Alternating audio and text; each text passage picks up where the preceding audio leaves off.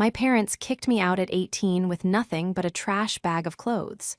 12 years later, at my brother's lavish wedding, they announced they were gifting him that same house. They thought I was powerless, but I brought a single document that would ruin their entire celebration. This is where the story truly begins, and you won't want to miss what happens. Make sure you're subscribed to see it through to the end. We're always curious. Where in the world are you all watching from today? Let us know in the comments. The migraines had been blinding for 3 days, the kind that start at the base of your skull and wrap around your eyes like a vice made of hot iron. I was lying on my bathroom floor, the cold towel pressing against my cheek, trying to breathe through the nausea. It was the only place in my apartment that felt cool enough to stop the spinning. My phone, which I had tossed onto the bath mat, buzzed aggressively. The sound was like a drill in my ear. I didn't want to answer it. I was a senior partner at a real estate law firm, and usually a buzzing phone meant a crisis with a closing or a panicked client. But when the screen lit up, the name didn't belong to a client. It was Grandma Beatrice. Grandma never called in the middle of a workday unless someone was dead or dying. I sat up, the room tilting dangerously, and swiped the green icon. Grandma? My voice sounded like gravel, rough from dehydration and lack of use over the last 48 hours of sickness. Holly, she said. Her voice wasn't frail. Grandma Beatrice was 82, but she had the spirit of a general leading a charge. But today, she sounded shaking. Not with fear, but with a rage so palpable I could almost feel the heat of it through the receiver. Holly, tell me you knew. Tell me you just didn't want to worry me. I rubbed my temple, trying to focus. Knew what? Grandma, I'm sick. I haven't left my apartment since Tuesday. What's going on? The silence on the other end was heavy, filled with the static of a bad connection and the sound of her sharp intake of breath. The wedding, she said, the words clipped. Jart's wedding. It's this Saturday, Holly. I blinked, the migraine pulsing behind my left eye. Saturday? No, that can't be right. Mom told me they were pushing it to next spring because Jard couldn't decide on a venue. I haven't even received a save the date. There is no next spring, Grandma hissed. It is this Saturday, at the country club, and that is not even the worst of it. I felt a cold pit open in my stomach, overriding the nausea. My brother Jard was the golden child, the prince who could do no wrong. I was the scapegoat, the one they erased. But to hide a wedding, to lie about the date. What could be worse than my own parents lying to ensure I miss my brother's wedding? I asked, though I wasn't sure I wanted the answer. I was at the rehearsal lunch today, Grandma said, her voice trembling with indignation. Your mother, Sylvia, she stood up to make a toast. She was bragging, Holly. Loudly. She told everyone that as a wedding gift, she and your father are giving Jard the house. The world stopped spinning, replaced by a sudden sharp clarity. The house, I whispered. My house. The house you grew up in. The house they threw you out of so they could turn your bedroom into Jard's gaming lounge. They are handing him the keys during the reception speeches. I closed my eyes. That house. The Victorian on Elm Street. It was the only place I had ever felt safe until the day I turned 18 and found my bags on the porch. It was the symbol of everything they had taken from me and everything they had given him. They can't do that, I said, my voice barely audible. They are doing it, Grandma snapped. Unless you come here, I told them if you aren't there, I'm not coming. And if I don't come, I'm pulling the funding for the honeymoon. I gripped the phone tighter. My head was pounding, my body was weak, and my heart felt like it had been carved out with a dull spoon. They were erasing me completely. They were taking the physical structure of my childhood, the place where I had cried myself to sleep wondering why I wasn't good enough, and handing it to the boy who had tormented me every day of my life. I'll be there, I said, the sickness in my stomach turning into something hard and cold. Good, Grandma said, because I need you to see this. I need you to see what they have become. I hung up the phone and laid back down on the cold tile, staring at the ceiling. Tears leaked from the corners of my eyes, hot and stinging. It wasn't just the exclusion.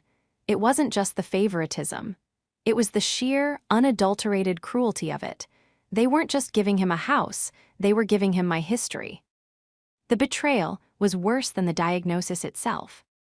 The next 24 hours were a blur of recovery and simmering fury. I forced myself to drink water, to eat toast, to shower the sickness off my skin. I needed to be sharp. I couldn't walk into that lion's den looking like a wounded animal. That was exactly what Sylvia would want. She thrived on my weakness. If I showed up pale and shaking, she would use it as proof that I was unstable. A narrative she had been spinning to the extended family for over a decade. My phone rang again the following afternoon. This time, the caller ID displayed Mother. I stared at it for a long moment.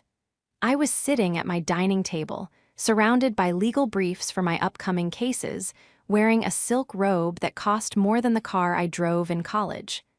I took a deep breath, composed my features as if she could see me, and answered. "Hello, Sylvia," I said. I hadn't called her Mom in years. "Holly," her voice was sugary, dripping with a fake sweetness that set my teeth on edge. It was the voice she used when she was performing for an audience. "I'm so glad I caught you. Grandma Beatrice mentioned she spoke to you." "She did," I replied, keeping my tone flat. "She mentioned the wedding is on Saturday, the one you told me was next spring." There was a pause, a slight hesitation where a normal person might feel shame. Sylvia just laughed, a tinkling, dismissive sound. "Oh, darling, you know how chaotic planning can be. We changed the date last minute to accommodate the venue, and honestly, with how busy you are with your little job, we didn't think you'd be able to make it. We didn't want to pressure you." My little job. I was a partner at one of the city's top firms. I made 3 times what my father made in his prime. But to Sylvia, unless I was a housewife married to a doctor, I was failing. "I can make it," I said. "Grandma said she wouldn't attend unless I was there." "Yes, well," Sylvia's tone sharpened, the sugar dissolving instantly. "She's being dramatic in her old age. But if you insist on coming, I suppose we can squeeze a chair in at the back. Table 19. It's near the kitchen, but it's the best we can do on such short notice." Table 19. The vendor table, probably, or the table for distant cousins everyone forgot. "That will be fine," I said. "And Holly," she added, her voice dropping to a harsh whisper. "Jard is very stressed. This is his big day. His fiancée, Courtney, comes from a very prominent family. Do not make this about you. Do not wear anything flashy, and please try to control your jealousy. We're giving Jard a very significant gift, and I don't want you sulking in the corner." She meant the house. She was preemptively silencing me because she knew exactly how much it would hurt. She wanted to make sure I sat there, swallowed the insult, and watched them hand over my inheritance to the golden boy. "I wouldn't dream of ruining Jard's day," I said, and I meant it. I wasn't going to ruin it. I was going to redefine it. "Good," she said dismissively. "Wear beige or gray, something that blends in." She hung up without saying goodbye. I sat there, listening to the disconnect tone, my hand trembling slightly. Not from sadness, but from adrenaline. I looked down at the paperwork spread out on my table. Among the client files and title searches, there was a manila envelope I had brought home from the office safe yesterday, right after Grandma called. I opened the envelope and slid out the thick, cream-colored document inside. It was embossed with the county seal. I ran my fingers over the text, the legal descriptions, the notary stamp dated just 7 days ago. Sylvia thought she was the queen of the chessboard. She thought she could move people around, discard pawns, and claim victory because she yelled the loudest. She thought that by keeping me off the guest list, she had kept me in the dark. But they had forgotten one crucial thing. You cannot give away what you do not own. I picked up my pen and underlined a specific clause in the document, a small smile touching my lips for the first time in days. They wanted me to sit in the back. Fine, I would sit in the back. They wanted me to blend in, I would be invisible. Until it was time to be the only thing they could see. To understand why this wedding was such a battlefield, you have to understand the war that preceded it. I was 18 when Robert, my father, walked into my bedroom and told me to start packing. It was 2 weeks after high school graduation. I had been accepted into a state university with a partial scholarship, but I still needed a place to live during the summers and a cosigner for my loans. "We need the space, Holly," he had said, not even looking me in the eye. He was a tall man, broad-shouldered, who had spent his life hiding behind his wife's viciousness. He was the enabler, the silent partner in Sylvia's cruelty. "Jard needs a space for his streaming setup. He's going to be a professional gamer. It's a career now, you know." Jard was 15 then. He wasn't a professional anything. He was a C-average student who spent 12 hours a day screaming at a monitor and throwing controllers when he lost. "But where am I supposed to go?" I had asked, clutching a stack of textbooks I had just bought with my waitressing money. "You're an adult," Sylvia had chimed in from the doorway, leaning against the frame with a glass of wine in her hand. She was beautiful in a cold, preserved way, lots of Botox, expensive highlights, and eyes that assessed your net worth before your humanity. "Figure it out. We've supported you long enough. It's Jard's turn." So I left. I lived in my car for 3 months. I showered at the gym.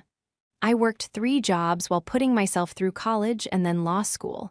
I didn't take a dime from them. In fact, on holidays, I was the one who brought the expensive wine, the one who tried to buy their love with gifts they barely glanced at. Jard, on the other hand, never left. He launched several failed businesses from that room: a t-shirt company, a crypto mining rig that hiked their electric bill by thousands, a podcast about hustle culture that had 4 listeners. He was 29 now, and his career was listed as lifestyle consultant on the wedding website. I knew what that meant. It meant unemployed and living off Sylvia and Robert's retirement fund. The antagonist of my life wasn't just bad luck. It was a specific, coordinated effort by my mother to elevate my brother by standing on my neck. Sylvia needed Jard to be special because he was an extension of her. I was just the competition. I arrived at the venue on Saturday morning, hours before the ceremony. The country club was exactly Sylvia's style: ostentatious, expensive, and desperate to look like old money. White roses covered every surface. A string quartet was setting up. I saw them from across the lawn. Sylvia was directing the florists, barking orders while Robert trailed behind her holding her purse. And there was Jard. He looked exactly as I expected: smug. He was wearing a tuxedo that clearly cost more than my first year of tuition, laughing with his groomsmen. He looked soft, unbothered by the struggles of the real world because he had never faced them. I watched as Sylvia walked up to him, adjusting his tie, looking at him with an adoration she had never, not once, shown me. She whispered something to him, and they both laughed, looking toward the parking lot where guests would soon arrive. "She's probably telling him how much money she saved by not inviting your friends," a voice said beside me. I turned to see Grandma Beatrice. She was sitting on a bench, gripping her cane with white-knuckled intensity. She looked regal in navy blue, but her eyes were tired. "Grandma," I said, sitting beside her and taking her hand, "you look beautiful." "I look like I'm attending a funeral," she grumbled, "which, in a way, I suppose I am, the funeral of their dignity." She squeezed my hand. "Did you bring it?" I patted the sleek, black leather tote bag resting at my feet. It was heavy, not with items, but with consequence. "I brought it." "Good," she said, her jaw tightening. "Jard came to see me yesterday. He asked if I was going to finally die soon so he could turn my cottage into an airbnb. He thought he was being funny." My blood ran cold. "He said that to you?" "He's a monster, Holly, made by 2 other monsters." She looked at the main house of the country club. "They think the house on Elm Street is theirs to give. Robert put the title in his name years ago to manage the taxes for me, but he forgot that the trust explicitly states I retain the right of revocation. And they forgot that I specialize in property law," I added softly. "They think you're a secretary, Holly. They never listened when you talked about your work." Grandma looked at me, her eyes fierce. "Today, they will listen." We watched as Sylvia spotted us. Her smile dropped instantly. She said something to Robert and then marched toward us across the grass, her heels sinking into the soft turf. "Here she comes," I whispered. "Let her come," Grandma said. "The trap is already set." Sylvia stopped 3 feet away, looking me up and down. I was wearing a charcoal gray dress, tailored to perfection, understated just as she asked. But the way I sat, legs crossed, chin up, it clearly annoyed her. "You're early," Sylvia said, no greeting. "And Beatrice, please don't start with the sour face. This is a joyous occasion." "It's a circus, Sylvia," Grandma replied. Sylvia rolled her eyes. She turned her gaze to me, her eyes narrowing as she looked at my bag. "I hope you didn't bring some cheap, sentimental gift to make a scene with. We have a registry, you know." "I didn't bring a gift for the registry," I said calmly. "I just brought some paperwork I needed to review. I won't be long." "Paperwork?" Sylvia scoffed. "Always trying to look important. Just try not to embarrass us today, Holly. That's all I ask." She turned on her heel and walked away, shouting at a waiter who was carrying a tray of champagne flutes. I watched her go, feeling a strange sense of calm wash over me. She had no idea. She was worrying about the color of the napkins and the placement of the orchestra, completely unaware that the ground beneath her feet had already crumbled. She thought I was here to embarrass them. I wasn't. I was here to evict them. The ceremony was a masterclass in performative fiction. I sat in the back row of the white folding chairs, just as I had been instructed, wedged between a distant cousin who chewed gum with her mouth open and a pillar that obstructed half my view. I watched my brother, Jard, stand at the altar, wiping away tears that I knew were more about the attention than the emotion. Courtney, his bride, looked stunning, but she also looked young, too young to understand the viper's nest she was marrying into. When the officiant began speaking about building a home and the sacred foundation of family, I felt a vibration in my purse. It wasn't my phone, it was the phantom weight of the folder inside. I didn't stay for the receiving line. While the rest of the guests flocked to the happy couple to offer congratulations, I slipped away toward the main building of the country club. I needed a quiet place to review the final pieces of my strategy. I found a secluded alcove near the library, a room smelling of lemon polish and old paper, and sat in a high-backed leather chair. I pulled the folder from my bag. This wasn't just about a deed. It was about a forensic dismantling of my parents' financial lie. I laid the documents out on the small mahogany table. The first was the original trust agreement Grandma Beatrice had signed 20 years ago. It was a standard revocable living trust, placing the Elm Street house under my father's management as the trustee. He had always paraded around as if he owned the place, telling neighbors about his property values, but he was merely a steward. The second document was the one I had prepared last week. I remembered the morning clearly. Grandma had come to my office, leaning heavily on her cane but with eyes clear as glass. "They're trying to sell it, Holly," she had told me then. I heard Robert on the phone. "They want to gift it to Jard, but the plan is for Jard to take a loan out against it immediately to pay off his gambling debts." That was the piece of the puzzle I hadn't realized until I dug into the public records. I pulled up the third document on my tablet now, a lien search. Jard wasn't just a lifestyle consultant, he was a gambler. He owed significant money to creditors. My parents weren't just giving him a house out of love, they were trying to use Grandma's asset to bail him out before he got his legs broken or his car repossessed. They were going to leverage the equity of the home I grew up in, the home Grandma built, to cover the tracks of their golden child's failures. But they had missed the revocation of trust clause. I looked at the timestamp on the digital filing I had executed 3 days ago, Thursday, 9:15 a.m., County Clerk's Office.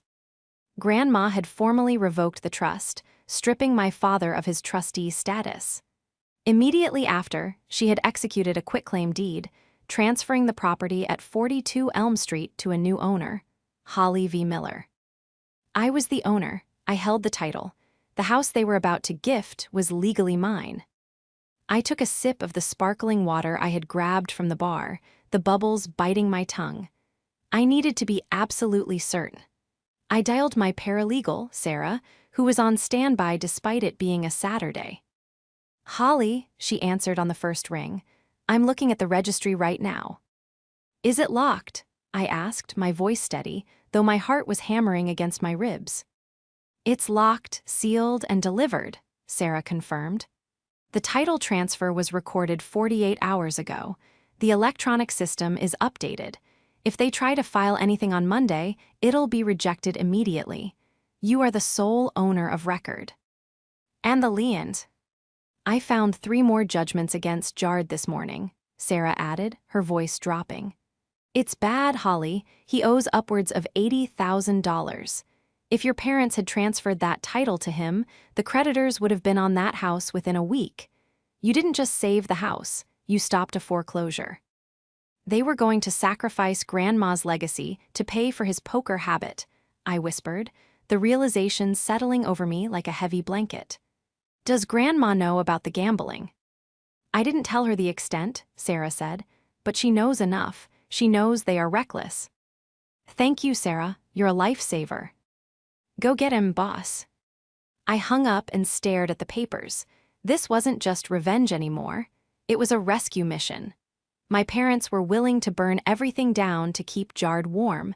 They were going to hand a $600,000 asset to a man who would lose it in a month. I organized the papers, the revocation, the deed, and the lien search. I clipped them together. This was my weapon. It was sharp, it was loaded, and it was time to walk into the line of fire. I stood up, smoothed the skirt of my dress, and checked my reflection in the dark window. The woman staring back wasn't the scared 18-year-old girl crying on the porch. She was a partner at Miller, Vance, and Associates. She was a shark, and she smelled blood in the water. The reception hall was a cavernous space draped in white chiffon and fairy lights. A swing band was playing a jazzy cover of a pop song, and the air smelled of roast beef and expensive perfume. I found table 19. As predicted, it was tucked behind a large decorative column, right next to the swinging doors of the kitchen. Every time a waiter burst out with a tray, a gust of garlic and steam hit me. I sat alone. The other seats at the table were empty, likely reserved for guests who had the good sense not to show up. I watched the head table. It was elevated on a platform like a throne room. Sylvia was holding court, laughing with her head thrown back, her hand resting possessively on Jard's shoulder. Robert was drinking scotch, looking red-faced and jovial. They looked like royalty. They looked untouchable. Then the music faded. The best man, one of Jard's gaming buddies who wore sunglasses indoors, mumbled through a speech about how Jard was a legend. Then it was time. Robert stood up and tapped a spoon against his glass. The room went silent. Sylvia stood next to him, beaming, clutching a microphone. "Thank you all for coming," Sylvia's voice boomed, amplified and echoing. "Today is about love, it's about family, and for Robert and me, it's about legacy." She paused for dramatic effect, looking out over the crowd. Her eyes scanned the room, skipping right over table 19. "We wanted to give Jard and Courtney a start in life that reflects how much they mean to us," Robert added, his speech slightly slurred. "We didn't want them to worry about rent or mortgages. We wanted them to have a home." A murmur went through the crowd. "So," Sylvia announced, her voice trembling with theatrical emotion, "we are officially gifting the newlyweds the keys to the family estate on Elm Street." The crowd gasped. Applause erupted. A projector screen lowered behind them, displaying a photo of the Victorian house. My house, Grandma's house. Sylvia reached under the table and pulled out a comically large, gold-painted cardboard key with a red ribbon. She handed it to Jard, who stood up and hugged her, wiping his eyes. It was a perfect moment, a perfect lie. I didn't shout, I didn't flip a table. I simply stood up, picked up my black leather bag, and walked. I walked past the kitchen doors. I walked past the tables of aunts and uncles who hadn't spoken to me in years. I walked straight toward the head table. The applause was dying down as people returned to their salads, but a few people noticed me approaching. Sylvia saw me first. Her smile faltered, just for a fraction of a second, before turning into a glare. She stepped down from the platform to intercept me before I could reach the microphone or the bride. "What do you think you're doing?" she hissed, grabbing my upper arm, her nails dug into my skin. "Sit down, now." Robert was right behind her, looking annoyed. "Holly, for God's sake, don't make a scene, not now." "I'm not making a scene," I said, my voice calm, contrasting sharply with their frantic whispering. "I just wanted to congratulate you on such a generous gesture. It's very noble." Sylvia blinked, surprised by my tone. She loosened her grip slightly. "Well, yes, it is. We take care of our family, Holly. Maybe if you had been more grateful, things would be different for you." "That's the thing, Sylvia," I said, loud enough that the bridesmaids at the nearby table turned to look. "It's easy to be generous with things that don't belong to you." Sylvia's face hardened. "Excuse me." "The house," I said, smiling politely. "You can't give it to Jard." "Don't start this jealousy routine," Robert snapped. "I bought that house 30 years ago. I can do whatever the hell I want with it."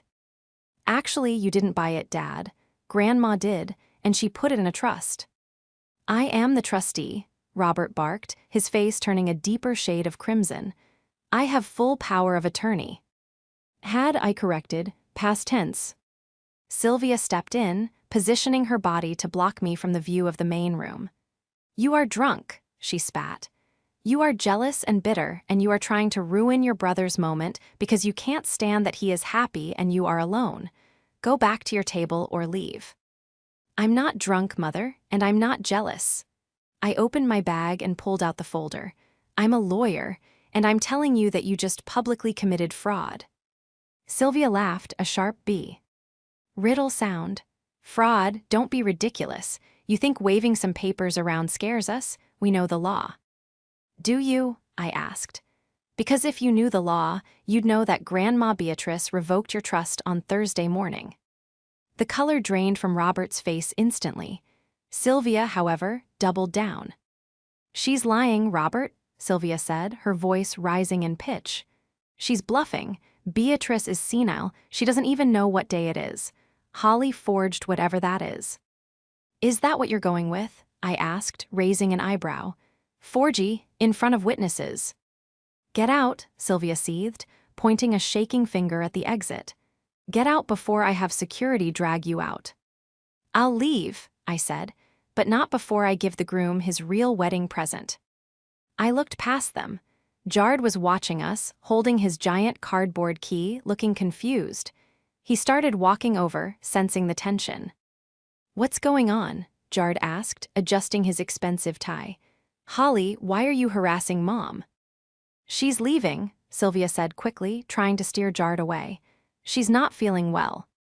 "I'm feeling great, actually," I said, stepping around Sylvia. "I just wanted to let you know, Jard, you might want to return that giant key. It doesn't open anything." "What are you talking about?" Jard asked, his lip curling in that familiar sneer he had perfected in childhood. "You're just mad because you didn't get a cut, right? Always about the money with you." "It's not about the money, Jard. It's about the debt," I said, dropping the volume of my voice so only the family circle could hear. "The $80,000 in gambling debt you're trying to hide from your new wife." Jard froze. His eyes darted to Courtney, who was still sitting at the head table, oblivious, taking a selfie with her champagne. "You shut your mouth," Jard hissed, stepping into my personal space. He was taller than me, and he used to use that size to intimidate me when we were kids. He'd loom over me until I flinched. I didn't flinch today. "I ran a lien search, Jard," I said, holding his gaze. "I know about the creditors. I know about the final notices. And I know the plan was to take a home equity loan on the Elm Street house by Monday morning to pay them off." Sylvia gasped. She turned to Robert. "You said it was for his business startup." So even Sylvia didn't know the full extent. Robert had lied to her too. The toxicity in this family was like a nesting doll, layers upon layers of deception. It doesn't matter, Robert interjected, wiping sweat from his forehead. The house is ours. We dealt with the bank. The transfer is already in motion. The transfer will be rejected, I said calmly. I pulled the first document from the clip, the recorded deed. Because as of Thursday at 9:15 a.m., the property at 42 Elm Street belongs to me. I held the paper up. The official county seal was visible, the embossed stamp catching the light of the chandelier. Robert snatched the paper from my hand. His eyes scanned the lines frantically. His hands began to shake. This is impossible. Beatrice couldn't, she wouldn't. She did, I said. She was tired of watching you spend her legacy on Jard's mistakes. She transferred the title to me. I own the house, Dad, me, the daughter you kicked out. You manipulated her, Sylvia shrieked, her composure finally shattering. She grabbed Robert's arm. She tricked an old woman. This is elder abuse. We'll sue you. We'll have you disbarred. Grandma is of sound mind, I replied, my voice hard as steel. I have the affidavit from her doctor, signed the same day. I have the video recording of the signing. I have everything. There is not a single loophole you can crawl through. You can't do this to us, Jard whined, his voice cracking. He sounded like a child again. I promised Courtney. I promised her we had a place. We gave up our apartment lease. You gave up your lease, I asked, a dark amusement bubbling up. That was unwise. Fix this, Sylvia screamed at Robert, slapping his arm. Fix this, Robert. Tell her she's wrong. Robert looked up from the paper, his face gray. He looked at me, really looked at me for the first time in years. He saw the cold resolve in my eyes. He realized then that the power dynamic had shifted permanently. It looks legal, Sylvia. It's recorded. No, Sylvia yelled. I don't care what that paper says. That is my house. I decorated it. I lived there for 30 years. You lived there rent-free courtesy of Grandma, I said. And now you have a new landlord. You wouldn't, Robert whispered. I'm giving you 30 days to vacate, I said, my voice projecting clearly now. You and Jard's boxes of junk and whatever else you have hoarded in there. 30 days, or I file for eviction. You ungrateful little bitch, Sylvia lunged at me. It happened in slow motion. Sylvia, in her mother-of-the-groom gown, raised her hand to SL. At me, it was a move she had used 1,000 times when I was a teenager. But I wasn't a teenager anymore. I caught her wrist in midair. I didn't squeeze, I didn't twist. I just held it there, firm and immovable. Don't, I said. The room had gone silent. The argument had escalated enough that the music had stopped. The bride was standing up. The guests at the nearby tables were staring, mouths open. Sylvia stared at her captured wrist, then at my face. She tried to yank her hand back, but I held it for a second longer, letting the humiliation sink in before releasing her. She stumbled back into Robert. Grandma isn't coming today, I announced, addressing my parents but loud enough for the room. She stayed home because she couldn't bear to watch you lie to these people. She wanted me to give you this message. The Bank of Beatrice is closed. I reached into my bag one last time and pulled out a small, velvet box. I tossed it onto the table in front of Jard. It bounced and landed next to the fake cardboard key. What is that? Jard asked, trembling. My wedding gift, I said. It's a list of bankruptcy attorneys. You're going to need one. I turned my back on them. I could hear Sylvia sputtering, could hear Robert groaning, could hear the confused murmurs of the guests. But then, a voice cut through the chaos. Wait. It was Courtney, the bride. She had walked down from the head table. She looked from Jard to the cardboard key to the legal papers in Robert's hand. She wasn't looking at me with anger. She was looking at me with horror. Is it true? She asked me, her voice shaking. Does he really owe $80,000? I stopped and looked at her. She was innocent in this, just another victim of their charm offensive. Ask him to show you his credit report, Courtney, I said softly. Before you sign the marriage license, ask him. I walked toward the exit. I didn't look back. I didn't need to. The explosion had happened, and the shockwave was just beginning to tear them apart. I had made it to the double doors of the ballroom, my hand pressing against the cool brass handle, when the silence behind me fractured. It wasn't the sound of Sylvia screaming this time, nor Robert blustering. It was a sound far more devastating to their carefully curated image, the sound of a bride sobbing. "No," Courtney's voice rang out, shrill and panicked. "No, Jard, let me see it. If it's not true, just log in." I paused. My instinct, the survival mechanism I had honed for 12 years, screamed at me to push through the doors, get to my car, and drive until the reception was a speck in my rearview mirror. I had dropped the bomb. I didn't need to watch the explosion. But then I heard Sylvia. "She's ruined it," Sylvia was shrieking, her voice projecting to the back of the room without the aid of a microphone. "My daughter is mentally unstable. She's always been jealous of Jard. Listen to me, everyone. She forged those papers. She's sick." I stopped. My grip on the door handle tightened until my knuckles turned white. They could steal my childhood home. They could steal my college fund. They could steal my place in the family photos, but I would be damned if I let them steal my professional reputation. I was a partner at a major law firm. If I walked out now, leaving the room with the impression that I was a mentally unstable forger, Sylvia would spend the next decade poisoning my name in this town. I turned around. The scene was chaotic. Jard was trying to wrestle his phone away from Courtney. Robert was chugging his scotch as if it were water. Sylvia was standing on the steps of the head table, arms wide, addressing the confused crowd like a preacher trying to control a riot. "Please," Sylvia yelled, forcing a manic smile. "Ignore her. Holly has had episodes. Since she was a teenager, we've tried to get her help. This is just another cry for attention. The house is ours. Jard's gift is real. DJ, play the music. Everyone dance." The DJ, a terrified-looking kid who couldn't have been older than 20, looked from Sylvia to the silent crowd. He didn't press play. I walked back into the room. I didn't run. I walked with the slow, deliberate cadence of a lawyer entering a courtroom for closing arguments. The clicking of my heels on the parquet floor seemed to echo in the silence. "That is a lie," I said. My voice wasn't shouting, but it carried. I projected from the diaphragm, a trick I learned in my first year of litigation. Sylvia froze, her eyes widening as she saw me returning. "Get her out of here," she screamed at the groomsmen. "Get her out." One of the groomsmen, a burly guy named Mike, who I vaguely remembered from Jard's high school days, took a hesitant step toward me. "Mike," I said, locking eyes with him, "touch me, and I will have you arrested for assault before the cake is cut. I am a licensed attorney in this state. Do you really want to catch a charge for Jer?" "D." Mike stopped dead in his tracks.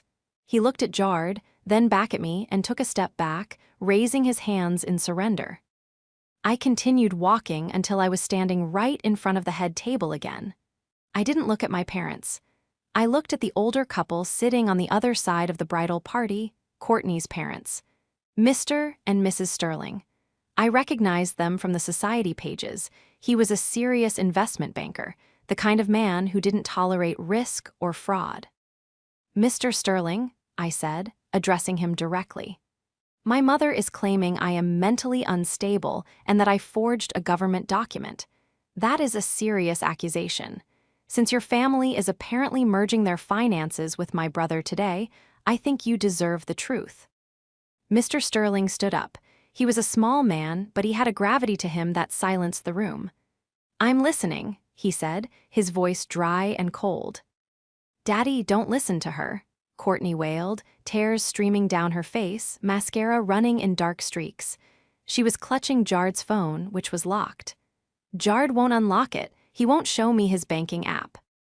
"It's private," Jard shouted, his face patchy and red. "A husband is allowed to have privacy. You're being crazy." "Privacy involves texts, Jard," I said calmly. "Not $80,000 of debt when you're about to sign a mortgage." I turned back to Mr. Sterling. "The house at 42 Elm Street is legally mine. Grandma Beatrice transferred it to prevent exactly what is happening now. My parents have no assets to give. They mortgaged their own home 3 times to pay for this wedding to impress you." A collective gasp went through the room. Sylvia looked like she was choking. "That is a lie," Robert roared, slamming his empty glass on the table. It shattered, sending shards of glass into the floral centerpiece. "We are solvent, we are wealthy." "Then why did Grandma Beatrice pay for the catering deposit?" I asked. "I have the receipt in my bag. Why did you ask Uncle Mark for a loan last week?" I saw the email thread. I was bluffing about the email thread, but I knew my father. He always asked for money when he was cornered. Robert's mouth opened and closed, but no sound came out. The bluff landed. Mr. Sterling looked at Robert, his expression shifting from confusion to disgust. He then turned to his daughter. "Courtney, give me the phone." "No," Jard yelled, trying to grab it back. "You can't do this. This is my wedding." Mr. Sterling didn't shout. He just walked around the table, grabbed Jard by the lapels of his expensive tuxedo, and shoved him backward into his chair. It was a shocking display of physical dominance from a man in his 60s. "Unlock the phone, son," Mr. Sterling said, his voice dangerously low. "Or I will hire a team of forensic accountants to tear your life apart by Monday morning. If you have nothing to hide, unlock it." Jard trembled. He looked at Sylvia for help, but she was staring at the floor, defeated. He looked at the guests who were filming with their phones. He looked at me, hate burning in his eyes. With a shaking hand, he took the phone from Courtney, punched in the code, and handed it to her father. Mr. Sterling scrolled. The room was so quiet you could hear the air conditioning humming. He scrolled for a long time, then he stopped. He looked at the screen, then at Jard. "Sports betting," Mr. Sterling said, reading aloud. "Crypto leverage, online poker." He looked up. "You are negative $84,000 across 4 credit cards, and there is a pending application for a high-interest payday loan." Courtney let out a sound that was half sob, half scream. She ripped the veil from her head and threw it on the floor. "You told me you were an investor," she screamed at Jard. "You told me the house was paid for. You told me we were safe." "We were going to be," Jard pleaded, reaching for her hand. "Once Mom gave me the deed, I was going to fix it. I just needed a little time. It was an investment strategy." "It was fraud," Mr. Sterling barked. He turned to his wife. "Get the car, we're leaving." "Courtney, wait," Sylvia rushed forward, grabbing the bride's arm. "We can fix this, we can pay it off. Robert has a pension." "Get your hands off my daughter," Mrs. Sterling hissed, stepping in between them. "You people are vipers. You lied to us for a year. You let us pay for the honeymoon, the dress, the open bar, all while you were plotting to bankrupt her." We just wanted them to be happy," Sylvia stammered, tears finally falling, but they were tears of self-pity, not remorse. "You wanted a bailout," I corrected from the floor. Mrs. Sterling looked at me. She nodded, a sharp, respectful acknowledgement. "Thank you," she said. "You saved her life." "Courtney, please." Jard was on his knees now, crying, snot running down his face. "I love you, don't go." Courtney looked down at him. She looked at the man she had promised tea. O spent her life with 5 hours ago. Then she looked at the cardboard key, still sitting on the table. "I'm annulled," she said coldly. She turned and walked out, her parents flanking her like bodyguards. The room erupted. The spell was broken. Guests started standing up, grabbing their purses, whispering frantically. The illusion of the perfect family had been shattered into a million pieces, and I was standing in the center of the debris. Sylvia collapsed into her chair, burying her face in her hands. Robert poured himself another drink from a bottle he had grabbed from a passing waiter, ignoring the chaos. Jard stayed on his knees, sobbing into the tablecloth. I looked at them one last time. I felt no joy. I felt no triumph. I just felt a profound, exhausting relief. The weight of being the scapegoat, the carrier of their secrets, was finally gone. I turned to the guests, to the aunts and cousins who had ignored me all night. "Enjoy the cake," I said. "I hear it was very expensive." And then, finally, I walked out. 30 days later, the moving truck idled in the driveway of 42 Elm Street. It wasn't a sad day. The autumn air was crisp, smelling of dried leaves and wood smoke. I stood on the sidewalk, holding a cup of coffee, watching the movers haul the last of the boxes out of the house. They weren't my boxes. Sylvia and Robert had tried to fight the eviction, of course. Robert had threatened to sue, claiming squatters' rights, which was laughable given that I was the title holder. Sylvia had tried emotional blackmail, sending me long, rambling text messages about how I was destroying the family and how God would punish me. I didn't block them. I just forwarded the messages to my attorney, who attached them to the eviction filing. In the end, they folded. They had no money for a legal battle. The wedding had drained their liquid savings, and with Mr. Sterling threatening to sue them for the costs of the reception, they were scrambling to liquidate assets just to stay afloat. I watched as Jard's gaming chair, a neon green monstrosity, was carried out. It was scuffed and torn. Jard wasn't there. He was living on a friend's couch in the next town over, dodging process servers. The annulment was finalized in record time, thanks to the fraud. Courtney had sent me a thank you card and a bottle of vintage wine last week. She was already dating someone else, a dermatologist. She was going to be fine. "Is that the last of it?" a voice asked behind me. I turned to see Grandma Beatrice. She looked younger than she had in years. The stress lines around her mouth had softened. She was wearing a bright yellow cardigan and leaning lightly on her cane. "That's the last of it," I confirmed. "The house is empty." "It's not empty," Grandma corrected, smiling. "It's clean. There's a difference." We walked up the path together. The porch needed painting, and the garden was overgrown with weeds, evidence of my parents' neglect over the last few years. But the structure was sound. The bones were good. I unlocked the front door with my key, the real key, not a cardboard prop. The house echoed as we stepped inside. The living room, stripped of Sylvia's gaudy, oversized furniture, looked massive. The sunlight streamed through the bay windows, illuminating the dust motes dancing in the air. "It smells like them," I murmured, wrinkling my nose. A faint scent of Robert's cigars and Sylvia's cloying perfume lingered. "We'll paint," Grandma said decisively, "and we'll open the windows. A good stiff breeze will clear that out in an hour." She walked to the center of the room and looked around. "I built this house with your grandfather in 1975, she said softly. "We wanted it to be a place of safety, a sanctuary. When I let Robert take over, I thought I was keeping it in the family. I didn't realize I was feeding a parasite." She turned to me, her eyes wet. "I am so sorry, Holly. I should have stepped in sooner. I should have stopped them when you were 18.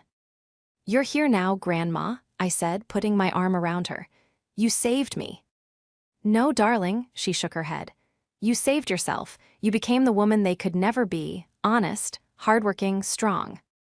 We walked through the house, room by room. We planned the renovations.